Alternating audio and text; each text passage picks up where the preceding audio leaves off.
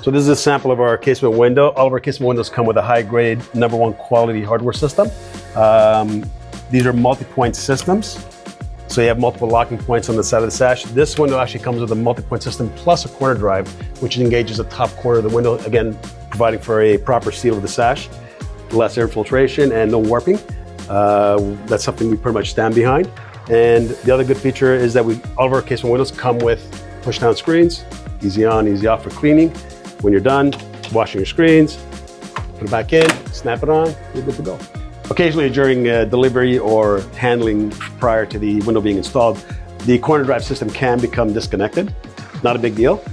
The way it shows up in the installation or just after installation is the homeowner, the installer, will try to open the window after they've unlocked the multi-point lock.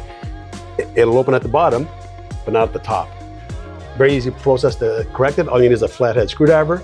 You're gonna basically push the sash out as far as you can go, about a couple inches, that's all you need. You're gonna get the tip of that flathead screwdriver, put it into the top where the hardware is, and you can visibly see it, and just pull it down.